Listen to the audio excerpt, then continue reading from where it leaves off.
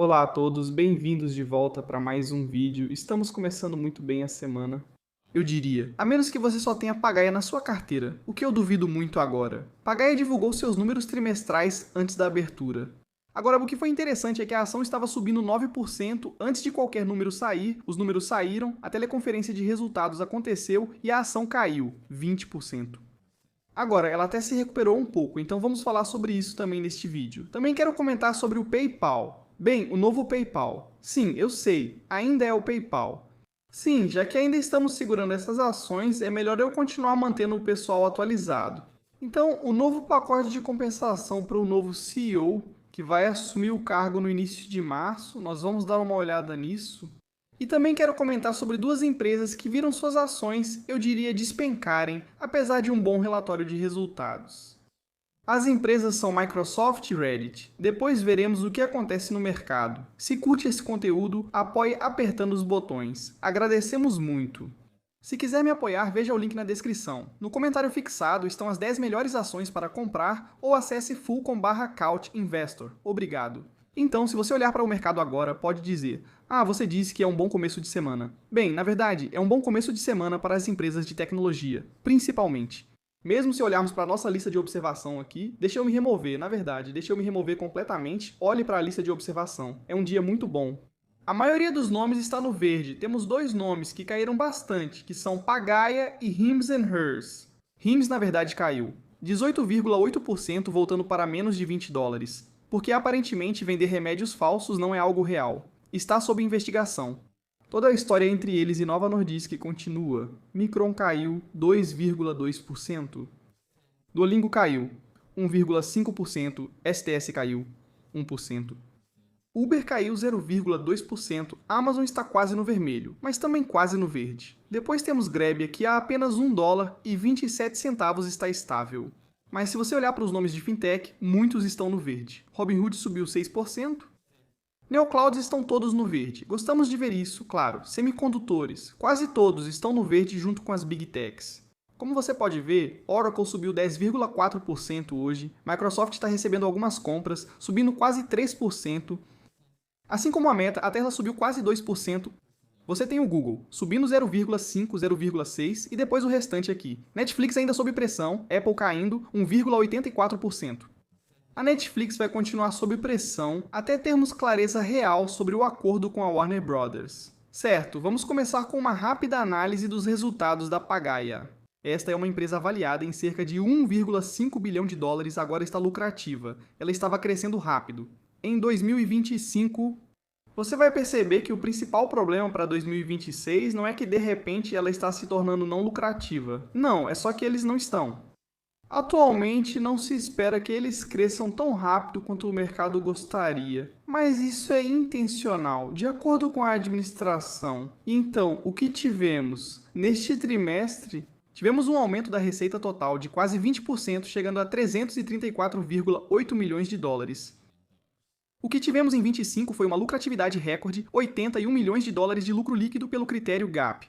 Isso representa uma melhora em relação aos prejuízos do quarto trimestre, com lucro líquido recorde de $34 milhões GAAP e 98 milhões em EBITDA ajustado. Agora, ao olharmos para 2026 alguns dos números ali, vamos analisar isso um pouco mais a fundo. A orientação de EBITDA para 2026 é de 410 a 460 milhões de dólares. Isso representa apenas um crescimento de 10 a 24% agora. Como você pode ver claramente, 10 a 24% é uma faixa bastante ampla. O lucro líquido também tem uma faixa grande aqui, de 100 a 150 milhões de dólares.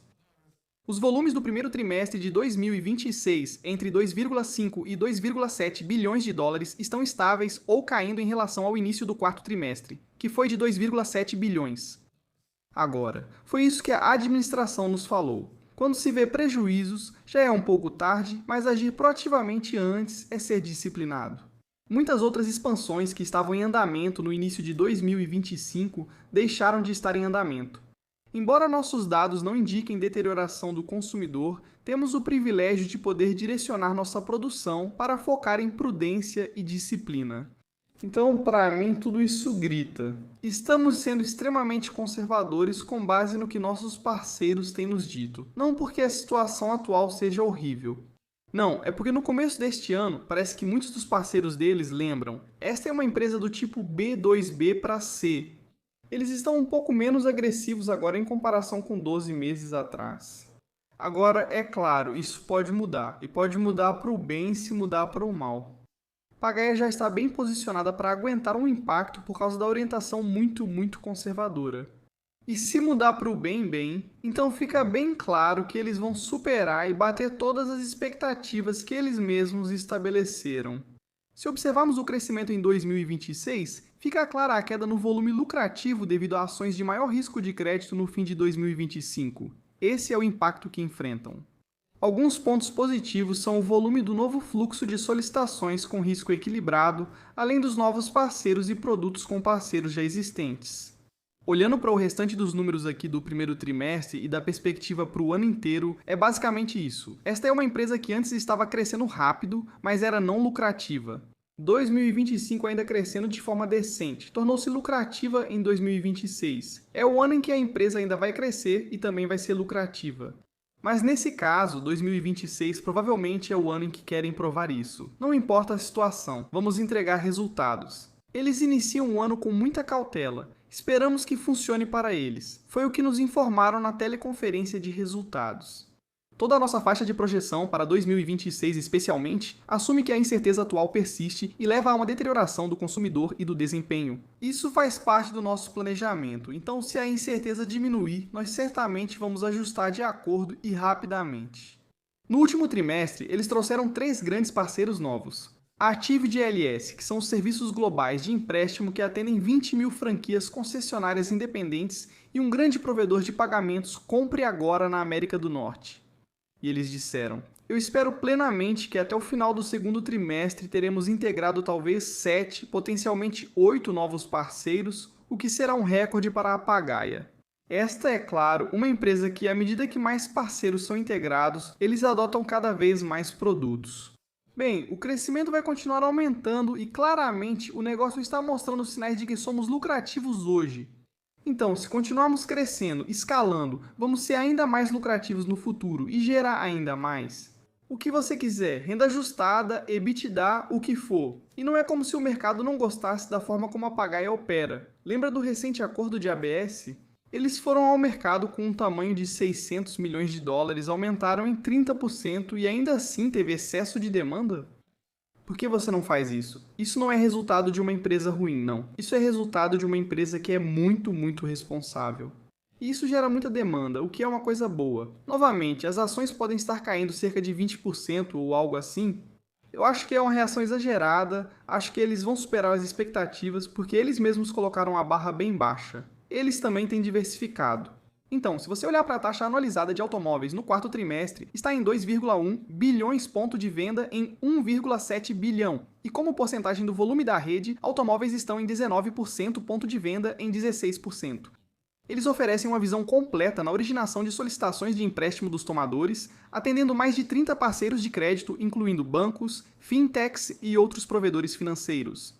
E então você tem 3 classes de ativos: empréstimos pessoais, automóveis e pontos de venda.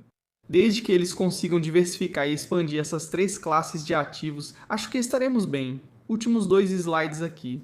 Aqui, a linha pontilhada mostra a alavancagem operacional. A margem incremental de EBITDA, ajustado como porcentagem da receita de taxas menos o custo de produção. Olhe para isso. Isso é incrível, e vamos ver a alavancagem operacional em 2026, apesar da orientação mais fraca do que o esperado. Então, novamente, isso é o que estamos recebendo para o primeiro trimestre de 2026 e para o ano inteiro de 2026. Ainda vamos ser lucrativos durante todo o ano. E se olharmos para as ações agora, sim, elas caíram 21%, mas você pode ver que temos visto muitos compradores abaixo de 14 dólares e até mesmo na faixa dos 14 dólares baixos. Na verdade, há bastante pressão de compra neste momento. Apesar das ações terem caído 22%, também está um pouco sobrevendida. Eu acho que isso é uma reação exagerada. Acho que veremos as ações se recuperarem nos próximos dias. Não foi o melhor trimestre da Pagaia, mas acredito que estão iniciando o ano de forma bem conservadora. Agora, sobre a PayPal, que subiu 2% hoje surpresa. Ainda está extremamente sobrevendida. Quero dizer, na semana passada tinha um RSI de 11,6. Isso é muito baixo, mas olha, a culpa é deles. Então, PayPal, o novo CEO. O pacote de compensação é o seguinte: baseia-se em ações de longo prazo para incentivar uma reviravolta em vários anos. Então, se eles estiverem pensando em fazer um pump and dump, certo? Fazer alguns anúncios no curto prazo para que o preço das ações suba e ele ganhe bastante dinheiro. Isso não vai funcionar. Então temos o salário base anual, que já é bem interessante, 1,45 milhão de dólares bônus anual de 2,9 milhões de dólares, ou seja, o dobro do salário base anual. Isso também é baseado no desempenho individual e da empresa. Não vi nenhum detalhe específico. Então temos as RSUs de compensação total. Isso substitui o patrimônio perdido ao sair da HP. Esse valor é adquirido ao longo de 3 anos e são 20 milhões de dólares a concessão de ações de 2026. Isso é dividido 50-50 entre RSUs com aquisição por tempo e PSUs com aquisição por desempenho. São 33 milhões, e então PSUs baseadas no preço das ações. Isso são 25 milhões de dólares. Isso está puramente atrelado a metas massivas de preço das ações, como você vai ver aqui. Para sequer atingir o 100% do prêmio, o preço das ações precisa aumentar 60% em relação à base. Para receber o pagamento máximo, 250% do prêmio, o preço das ações precisa subir ainda mais. O CEO, o novo CEO Loris, precisa entregar um aumento de 150% no preço das ações, com um preço mínimo absoluto de dólares por ação. O que, claro, é muito mais alto do que onde estamos agora. Agora, isso não significa que ele vai conseguir, mas nunca se sabe. A maior parte dessas ações fica em reserva e só é totalmente adquirida no 5º aniversário da data de início, 1º de março, desencorajando estratégias de pump and dump de curto prazo e focando em valor sustentável. Vamos ver. Ainda não ouvimos nada do CEO. Ele vai assumir em menos de um mês. Espero que tenha algum evento ou algo assim. Talvez ele converse com os analistas e conte o plano dele pra gente. Talvez ele faça muitos cortes. Vai saber, talvez aconteça um spin-off da Braintree ou algo assim. Nunca se sabe. Mas 2026, eu espero que ele faça algo, digamos, fora da caixa para 2026. Embora ele já fizesse parte do conselho, então a situação em que eles estão agora também é parcialmente culpa dele. Mas se você quer ganhar bastante, ele precisa que as ações subam, indo para o último segmento do vídeo. E isso é olhando para a Microsoft e o Reddit. Tudo isso é possível graças a Fiscal.ai, parceira do canal. Para testar, acesse o link na descrição ou no comentário fixado e ganhe 15% de desconto. E se você for um novo usuário, vai ganhar o Fiscal Pro de graça nas 2 primeiras semanas. Então, primeiro, o grandão aqui, Microsoft. A Microsoft ainda está passando por uma queda de 23,7%. Agora, o lance aqui é que sim, a Microsoft estava sendo negociada anteriormente a um PL acima de 30. Atualmente está em 24,6 vezes o PL atual mais próximo de 30 vezes o PL futuro agora. Isso está barato demais para ser ignorado? Se você observar, o preço sobre fluxo de caixa livre pode assustar, pois está 50 vezes acima do fluxo de caixa livre futuro. Faz sentido, pois muitas grandes empresas de tecnologia terão menos fluxo de caixa livre devido ao aumento dos investimentos em capital. O lance com a Microsoft é que ela é um negócio incrível, não acho que vá a lugar algum. Sim, você poderia colocá-la na categoria de software, e é por isso que ela está sendo prejudicada, mas eu simplesmente não acho que isso faz sentido. A margem operacional de 46,6% vem aumentando nos últimos anos. Então, olhe para o lucro líquido, 119,2 bilhões de dólares nos últimos 12 meses. Agora você pode estar se perguntando, ok, tudo bem, mas o que aconteceu com as ações, de fato? Porque se olharmos para o crescimento do Azure, foi de 39% ano a ano, 39%, e no último trimestre, 38%. Esse é o motivo? Bem, aparentemente sim. Esse é parte do motivo pelo qual as ações caíram, porque tivemos uma pequena desaceleração no crescimento. Ainda assim, isso é um crescimento de 38% ano após ano. E mesmo assim, o mercado foi lá e disse, quer saber? Vamos derrubar agora. Sim, é verdade que é um crescimento de 38% ano a ano em cima de um trimestre mais fraco no mesmo período do ano passado, que foi um crescimento de 31% ano a ano. Agora, se olharmos para todo o negócio de nuvem da Microsoft, a receita foi de 51,5 bilhões de dólares crescendo, 25,9% ano após ano. Então me desculpe se eu estou cético, mas o mercado está em uma situação meio estranha agora. Ele está punindo, ou tem punido, negócios muito lucrativos que geram bastante fluxo de caixa livre com margens altas já faz um tempo. Existem vários motivos para isso. Nós já falamos sobre isso em relação à mudança na forma como essas empresas de software vão fazer negócios. O modelo certo por assento, agora talvez indo para por resultado, por consulta, coisas desse tipo. Mas com a Microsoft, se você analisar a Microsoft Cloud e o Azure, verá que além disso há o Office, o Microsoft 365 e outros. Tudo bem, mas o negócio como um todo ainda vai crescer, ainda está crescendo. Sim, no curto prazo, todas essas grandes empresas de tecnologia estão investindo muito dinheiro. O retorno sobre o investimento, o número real, ainda não sabemos. A Microsoft é realmente uma escolha óbvia agora. Eu, honestamente, se você me perguntar entre Microsoft ou Meta, ou até mesmo Amazon, provavelmente eu escolheria Meta e Amazon. Isso não quer dizer que a Microsoft não seja uma excelente compra hoje, pois é uma empresa lucrativa que ainda crescerá. E com essa aqui, eu não acho que ela será substituída por um programador Vibe. Indo para a próxima, agora é o Reddit. O Reddit está atualmente passando por uma 48% em relação ao seu pico no último ano. Na verdade, está com uma queda de 37,4% nos últimos 3 anos. Sim, quero dizer, não abriu capital. Nos últimos 3 anos abriu capital. No início de 2024, está com uma alta de quase 180%. Como você pode ver, chegou a ultrapassar 266% em um momento de 2025. Agora, esta é uma empresa de 28,6 bilhões de dólares que está crescendo muito rápido. E no último trimestre, aquele que eles divulgaram, acho que na semana passada ou há 2 semanas, foi realmente um bom resultado. E mesmo assim, mais uma vez, as ações despencaram no acumulado do ano, caindo 41,8%.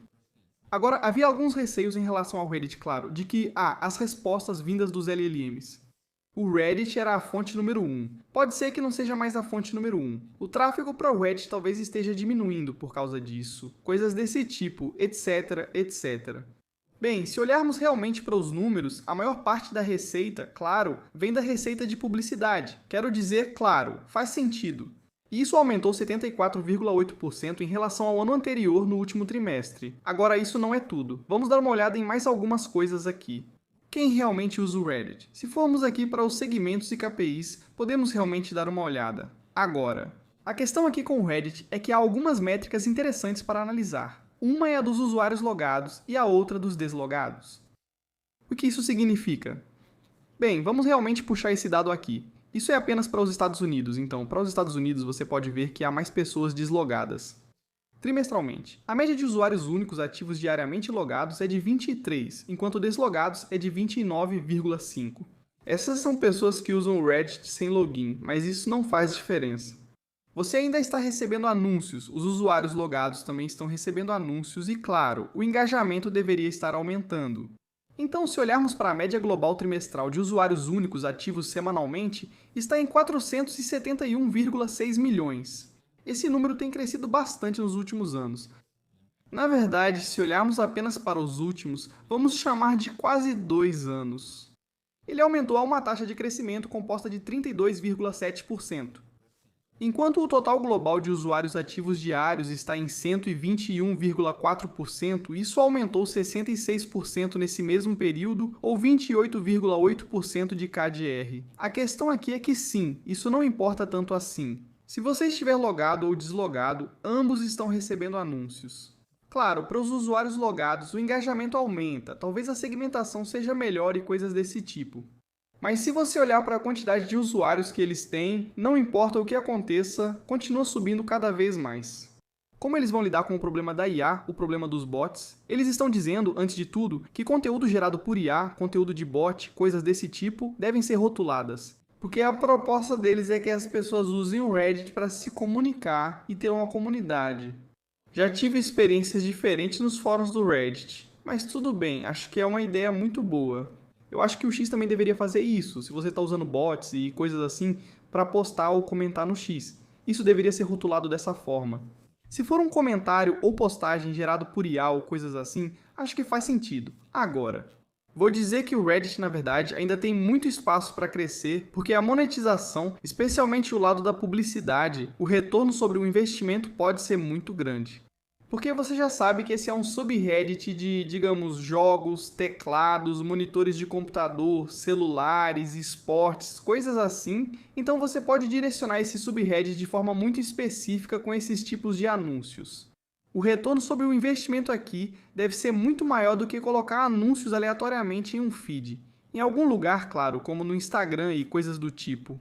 Você é usuário aqui e eles direcionam anúncios para você, mas agora está direcionando para um subreddit todo. Quem sabe? Talvez esse subreddit tenha 10 mil membros. 1000 membros vai saber, mas essa é uma das vantagens deles. Agora, eu pessoalmente estou interessado em olhar o Reddit ou comprar o Reddit. Pode ser uma boa negociação, pode voltar para $200 bem rápido, porque, de novo, o relatório foi bom. A própria empresa lançou um programa de recompra de $1 bilhão. Eu não acho que eles odiariam o preço que estão vendo agora.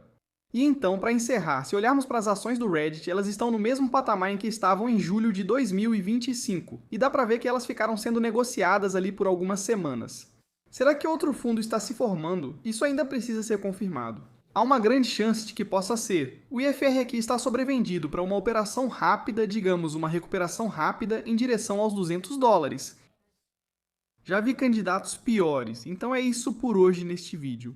Amanhã, na terça-feira, teremos Oscar antes da abertura e Robinhood após o fechamento, e isso vai ser bem interessante, eu acredito. Também teremos alguns dados macroeconômicos saindo nos próximos dias, então vamos ficar de olho em tudo isso de novo. Quer conferir o Fisco.ai? Tem um link aí na descrição. A gente se vê no próximo. Tchau, tchau.